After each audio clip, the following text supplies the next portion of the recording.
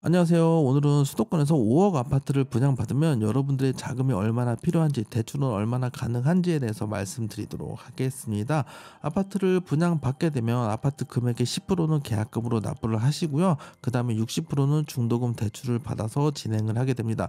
마지막 30%는 여러분들 금액을 준비해서 납부를 하셔야 되는데, 여기서 착각하는 게 30%만 준비하면 된다고 생각을 하시거든요. 그렇지 않습니다. 중도금은 잔금일날 다 납부를 하셔야 되기 때문에 실질적으로 여러분들이 마련해야 될 돈은 아파트 가격의 90%입니다. 그러면 5억에 90%면 4억 5천만 원이거든요. 여기서 끝나지 않습니다. 잔금일날 마련해야 될 돈은요.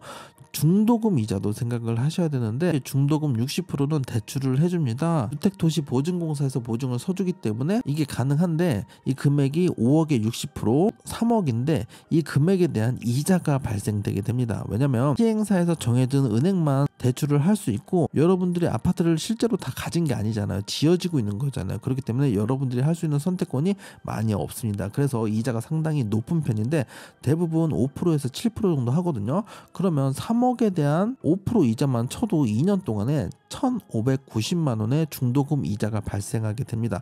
이런 점들을 꼼꼼하게 계산해서 여러분들의 잔금일에 얼마를 준비해야 되는지에 대해서 생각을 하셔야 되거든요. 대비를 해두셔야 됩니다. 이것뿐만 아닙니다. 들어가야 될 돈이 정말 많은데요. 취등록세도 준비를 하셔야 되는데 5억 아파트에 대한 취등록세는 대략적으로 550만 원이 나오고요. 거기다가 발코니 확장도 하셔야 되잖아요. 발코니 확장 최소한 잡아도 1,000만 원도 나올 테고 그리고 옵션도 여러 가지 하셔야 되는데 시스템 에어컨이라든지 중문이라든지 주방이라든지 할 게 정말 많은데 이것도 그냥 최소한만 잡아서 1,000만 원 정도 잡아오도록 하겠습니다. 게다가 세금 이것저것 나옵니다. 인지세, 채권 할인 부담금 등 30만 원 정도 준비하셔야 되고 법무사 비용도 또 준비하셔야 되겠죠. 그럼 40만 원 해가지고 토탈 여러분들이 잔금일날 준비를 해야 될 돈이 대략적으로 4억 9,210만 원의 금액이 필요하게 됩니다.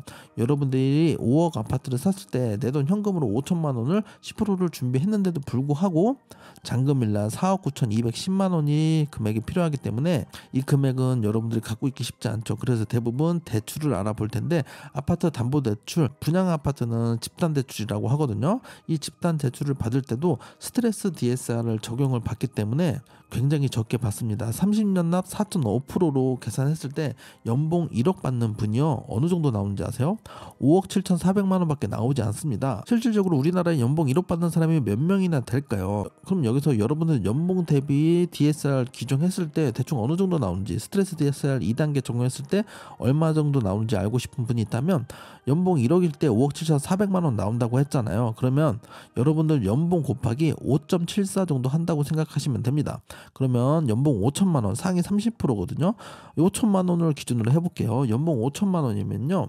30년 납 4.5% 스트레스 DSR 2단계 적용해서 2억 8,700만 원이 나오게 됩니다. 아파트 담보대출로 2억 8,700만 원밖에 나오지 않기 때문에 추가로 마련해야 될 돈들이 상당히 많죠.